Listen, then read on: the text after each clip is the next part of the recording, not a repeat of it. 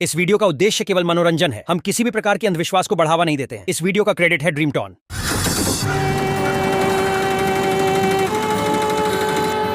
लखनऊ शहर की भरी दोपहरी में एक लड़का रोता हुआ चला जा रहा था।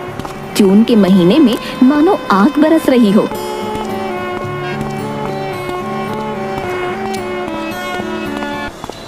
हे भगवान, मैं कहाँ जाऊँ, क्या करूँ?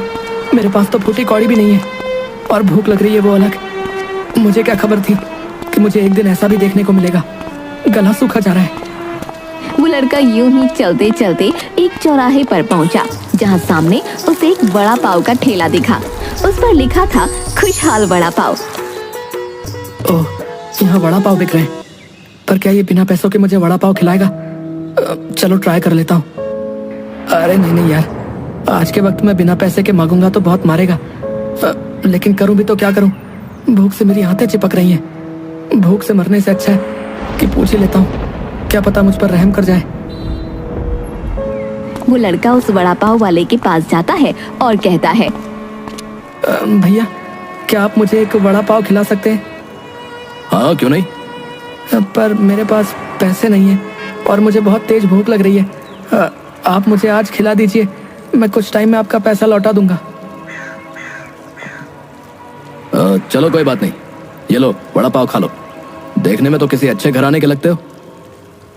थैंक यू सो मच खुशहाल जी, भगवान आपका भला करे।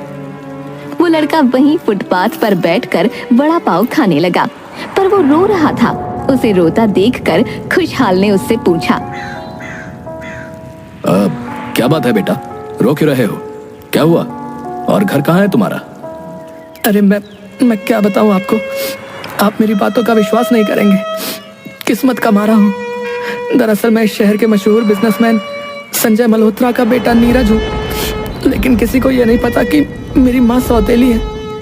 वो मुझसे बहुत नफरत करती है। उन्होंने मेरे पापा के विदेश जाते ही मुझे घर से निकाल दिया। हे भगवान, ये तो बहुत बुरा हुआ तुम्हारे साथ। तो तुम्हारे पापा वापस कब आएंगे बेटा? एक हफ्ते के बाद। पता नहीं मैं तब तक कहाँ रहूंगा, क्या खाऊंगा, क्या पीऊंगा। नीरज की ये बातें सुनकर खुशहाल सोच में पड़ गया। थोड़ी देर तो वो चुप रहा, पर फिर बोला, अब वैसे तू चाहे तो मेरे घर में रह सकता है, मैं अकेला ही रहता हूँ। सच में? आप तो सच में देवता आदमी हो। हाँ, लेकिन मुफ्त में नहीं। बदले में मेरे ठेले पर मेरे साथ काम करना पड़ेगा। मंजूर हो तो बताओ, मैं फ्री में रोज तुम्हें नहीं खिला सकता भाई। हाँ, मुझे मंजूर है मुझे। मैं ये सब काम करूंगा जो आप मुझे कहोगे। तो ठीक है, फिर चलो मेरे साथ। खुशहाल नीरज को अपने घर ले जाता है और उसे लेटने के लिए बिस्तर देता है। नीरज खुश हो जाता है कि चलो कम से कम उसे सिर छिपाने के लिए जगह तो मिली। अगले दिन वो खुशहाल के साथ ठेला लेकर बाजार पहुंचता है। हाँ भाई, तो करें आज के काम की शुरुआत। मुझे ये सब काम आता नहीं है, आप सिखा दीजिएगा। हाँ, बेफिक्र रहो, बस मैं जैसा कहता जाऊँ वैसा करते जाना। ये कोई रॉकेट साइंस नहीं है। ठीक है, मैं तैयार हूँ। देखो, सबसे पहले ये समझ लो कि हर कस्टमर की पसंद अलग होती है। जब भी कोई कुछ लेने आए तो ध्यान से सुनो और फिर उसे वैसी ही चीज दो जैसी वो चाहता है, समझे? जी भैया, समझ गया। तभी एक कस्टमर ठेले पर आया और वड़ा पाव मांगने लगा। हाँ भाई, जल्दी से एक वड़ा पाव देना, बहुत भूख लग रही है यार। हाँ भैया, अभी देता हूँ। नीरज ने उस वड़ा पाव में लाल चटनी डालकर दे दी थी, जिसे देखकर कस्टमर को गुस्सा आ गया। अबे यार, ये क्या डाल दिया यार, मुझे तो हरी चटनी चाहिए थी। अरे बेटा, एक बात याद रख, हमेशा कस्टमर से पूछकर ही चटनी डालनी चाहिए। मुझसे गलती हो गई, सॉरी भैया, मैं अभी सही कर देता हूँ। ठीक है, अब हरी चटनी डाल दो। अभी नए आए हो तभी, नहीं तो हमारे खुशहाल भाई तो कस्टमर को देखकर बता दें कि लाल चटनी खाएगा या हरी। क्यों खुशहाल भैया, सही कहा ना? है? हाँ भैया, ये लो। सॉरी, अभी आज पहला दिन है इसलिए गलती हो गई। नीरज को सबक मिल गया कि कस्टमर की बात ध्यान से सुननी चाहिए।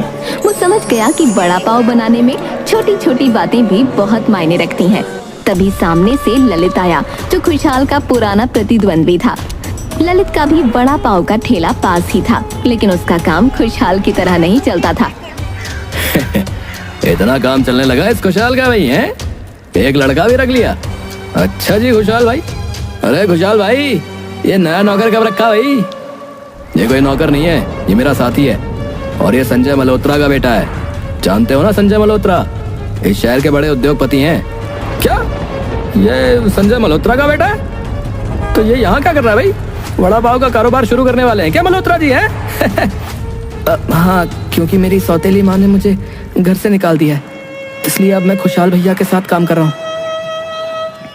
अच्छा, तो बच के रहना भाई, ये खुशहाल तुम्हें बेचकर खा जाएगा। मुझे पता है तुम्हारा काम नहीं चलता है, इसलिए तुम खुशहाल भैया से जलते हो, पर इतने भी पागल न बनो कि कुछ भी बकने लगो। ललित वहाँ से जलन में भरा हुआ चला गया। 2-3 दिन बाद एक सुबह खुशहाल की तबीयत अचानक खराब हो गई। नीरज, आज मेरी तबीयत बिल्कुल ठीक नहीं है। आज तू ठेला अकेले लेकर चला जा। मुझे लगता है मैं आज बाजार नहीं जा पाऊंगा। और अच्छे से कस्टमर देखना, किसी को कोई शिकायत ना आए, समझे? अकेले भैया मैं कैसे कर पाऊंगा? अरे तूने सब कुछ सीख लिया है, मुझे तुझ पर पूरा यकीन है, तू कर लेगा। ठीक है भैया, मैं कोशिश करूंगा। नीरज ठेला लेकर बाजार चला गया और वड़ा पाव बेचने लगा। शाम तक खुशहाल उसकी वापसी का इंतजार करता रहा, लेकिन नीरज नहीं लौटा। जैसे तैसे रात हो गई। खुशहाल की बेचैनी धीरे धीरे शक में बदल गई। उसे लगने लगा कि नीरज उसे धोखा देकर ठेला लेकर भाग गया है। उसने सीधे नीरज के पिता संजय मल्होत्रा के घर जाने का फैसला किया। मुझे उसके पिता से ही बात करनी होगी। ये लड़का जरूर मेरा ठेला लेकर भाग गया है। खुशहाल संजय मल्होत्रा के बड़े से घर के गेट पर पहुंचा, लेकिन वहां गार्ड उसे अंदर जाने से रोक रहा था। ओए, कहाँ जा रहे हो? ये कोई साधारण जगह नहीं है, यहाँ ऐसे नहीं जा सकते। मुझे संजय मल्होत्रा से मिलना है, ये बहुत जरूरी है। तुम जैसे लोग रोज आते हैं यहाँ पे, निकलो यहाँ से। अरे मैं भीख मांगने नहीं आया हूँ, उनका बेटा मेरे ठेले के साथ गायब हो गया है। अच्छा ठहरो, मैं अंदर बात करता हूँ। कुछ देर बाद गार्ड ने उसे अंदर जाने दिया। खुशहाल हॉल में पहुंचा, जहां संजय और उनकी पत्नी माया बैठे थे। हाँ बताइए, क्या बात है? साहब मैं खुशहाल हूँ, वड़ा पाव वाला। आपका बेटा नीरज मेरे पास कुछ दिनों से रह रहा था। आज वो मेरा ठेला लेकर भाग गया है। क्या? नीरज हमारा बेटा? जी हाँ, उसने मुझे बताया था कि उसकी सौतेली माँ ने उसे घर से निकाल दिया है। क्या बकवास कर रहे हो तुम? ये सरासर झूठ है। हम दोनों उसके सगे माँ बाप हैं। हाँ, हमने उसे बस डांट दिया था क्योंकि वो बहुत बिगड़ गया था, इसीलिए वो घर छोड़कर भाग गया। तो उसने मुझसे झूठ बोला। लेकिन साहब, वो मेरा ठेला लेकर भाग गया है। मुझे मेरे पैसे दे दीजिए, वरना मैं बर्बाद हो जाऊंगा साहब। ठीक है, कितने पैसे चाहिए? पूरे ठेले के 10,000 रुपए साहब। ये लो। और अगर नीरज मिलता है तो हमें जरूर बताना। जी जी जरूर साहब, धन्यवाद। खुशहाल पैसे लेकर वहां से चला गया, लेकिन अगली सुबह संजय के पास एक फोन आया। हमने तेरे बेटे को किडनैप कर लिया है। 1 करोड़ रुपए लेकर बंद पड़ी बिस्किट फैक्ट्री में पहुंचा। क्या? किडनैप? कौन बोल रहे हो? मेरा नीरज कैसा है? और हाँ, पुलिस को खबर की तो बेटा गया, समझा ना? ज्यादा होशियारी की तो पछताएगा। ठीक है, हम आ रहे हैं। हमारे बेटे को कुछ मत करना। संजय और माया दोनों हैरान और डरे हुए थे। अब हम क्या करेंगे? पहले हमें खुशहाल के पास चलना चाहिए, शायद वो हमें कुछ और जानकारी दे सके। संजय ने फौरन गाड़ी निकाली और खुशहाल के ठेले पर पहुंचा। खुशहाल, नीरज किडनैप हो गया है। हमें अभी अभी फोन आया है। किडनैपर 1 करोड़ की फिरौती मांग रहा है। क्या? किडनैप? ये कैसे हो सकता है साहब? हमें सच में नहीं पता। प्लीज, अगर तुम्हें कुछ पता है तो हमें बताओ। तुम उसके साथ रह रहे थे, क्या तुमने कुछ अजीब देखा था? हाँ, अगर तुम कुछ भी जानते हो तो बताओ, ताकि हम किडनैपर तक पहुंच सकें। खुशहाल थोड़ी देर चुप रहा, फिर कुछ सोचते हुए बोला। साहब, हो सकता है कि ये ललित का काम हो। कौन ललित? वो सामने वड़ा पाव वाला साहब, बहुत लालची आदमी है साहब। जब नीरज ने उसे बताया था कि वो आप लोगों का बेटा है तो शायद उसके मन में लालच आ गया हो साहब। संजय और माया को खुशहाल की बात ठीक लगी। दोनों तुरंत ललित के पास पहुंचे, जो अपने ठेले पर खड़ा वड़ा पाव बेच रहा था। ललित, नीरज को तुमने किडनैप किया है ना? बताओ कहाँ है मेरा बेटा? मुझे मेरा बेटा सही सलामत चाहिए, समझे? क्या मैं? अरे मल्होत्रा साहब, ये आप क्या बोल रहे हैं? हाँ, हमने सुना है कि तुम लालची हो और नीरज ने तुम्हें बताया था कि वो हमारा बेटा है। अरे मैडम, अगर मैंने उसे किडनैप किया होता ना तो क्या मैं यहाँ पर ठेला लगा कर बैठा होता? बताओ। झूठ मत बोलो, हमें सच्चाई बताओ। अरे मैं सच कह रहा हूँ साहब, अगर मैं कुछ करता तो मैं यहाँ पर यूं खुलेआम नहीं बैठा होता। आप मुझ पर इल्जाम लगा रहे हैं, लेकिन मेरे पास छिपाने के लिए कुछ नहीं है। बिना सबूत के उससे ज्यादा कुछ कह पाना मुश्किल था, इसलिए वो वहाँ से चुपचाप चले गए। संजय और माया अपने घर के ड्राइंग रूम में बैठे थे। रुपयों से भरा बैग उनके सामने रखा था। संजय पुलिस को लेकर जाने की सोच रहा था, लेकिन माया ने उसे मना कर दिया। हम पुलिस को लेकर चलते हैं माया, अगर कुछ गड़बड़ हुई तो वो मदद करेंगे। नहीं संजय, कहीं किडनैपर्स ने हमारे नीरज को कुछ कर दिया तो? पुलिस को देखते ही वो गुस्से में आ सकते हैं, हमें अकेले ही जाना चाहिए। संजय को माया की बात सही लगी और वो दोनों अकेले ही किडनैपर्स द्वारा बताई गई जगह की ओर निकल पड़े। ये रही जगह, तुम रुपयों का बैग संभालो माया।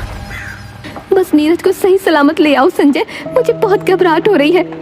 जैसे ही वो अंदर पहुंचे, दो किडनैपर्स उनके सामने आए। उनका चेहरा आधा ढका हुआ था। पैसे लाओ? हाँ, ये रहा 1 करोड़। अब हमारे बेटे नीरज को छोड़ दो। ठीक है, ये लो, ये रहा तुम्हारा बेटा। जैसे ही उन्होंने एक लड़के को सामने लाकर खड़ा किया, संजय और माया दोनों चौंक गए। वो लड़का उनका बेटा नहीं था।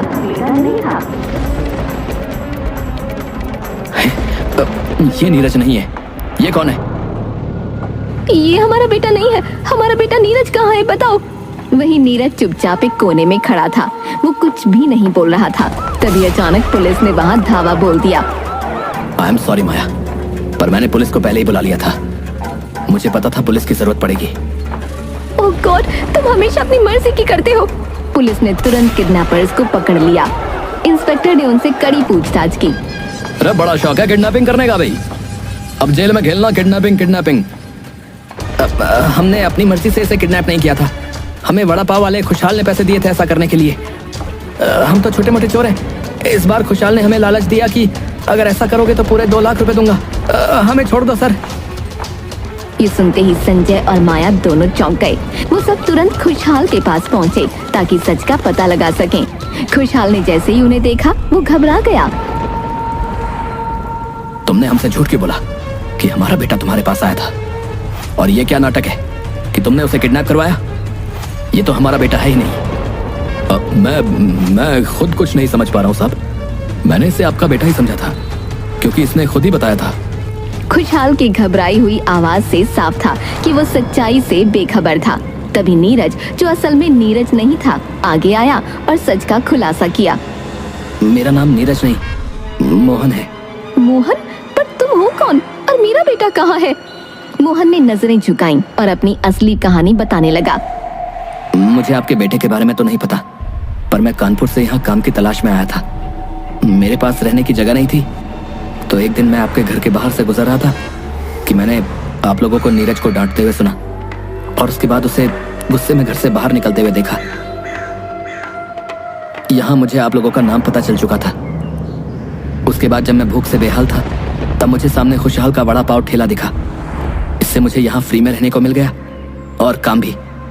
पर मेरा झूठ मुझे भारी पड़ गया और मुझे किडनैप करवा दिया गया। ये तो तुमने अपनी कहानी बता दी, लेकिन ठीक उसी दिन से गुस्से में घर से निकला मेरा बेटा अभी तक नहीं लौटा है। कहाँ होगा वो? किस हालत में होगा मेरा नीरज? हमें लगा जवान खून है, गुस्से में निकला है, लौट आएगा, पर अभी तक नहीं आया। पुलिस ने खुशहाल को गिरफ्तार कर लिया, लेकिन संजय और माया अभी भी परेशान थे। उनका असली सवाल अब भी बाकी था, उनका बेटा नीरज कहाँ है?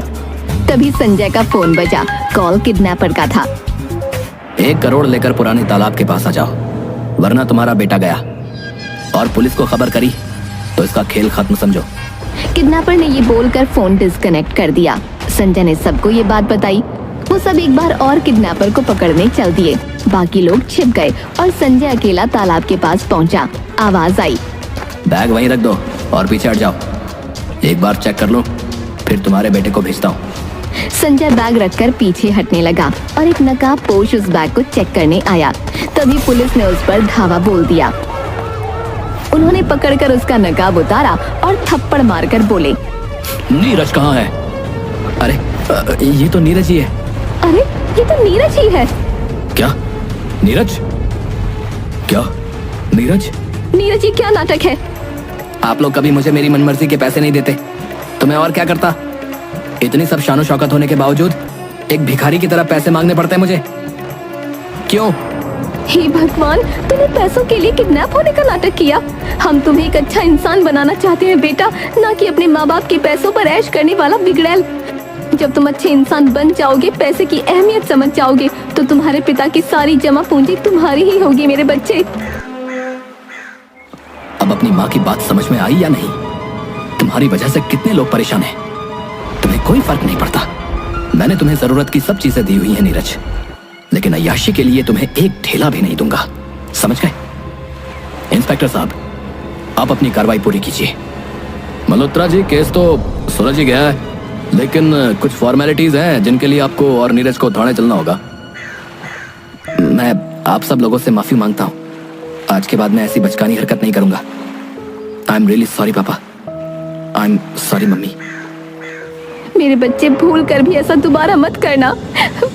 उधर दूसरी ओर खुशहाल की माली हालत देखते हुए उसे एक वार्निंग देकर जेल से बरी कर दिया गया। उसके बाद खुशहाल भी पहले की तरह अच्छे से अपने बड़ा पाव के ठेले में व्यस्त हो गया।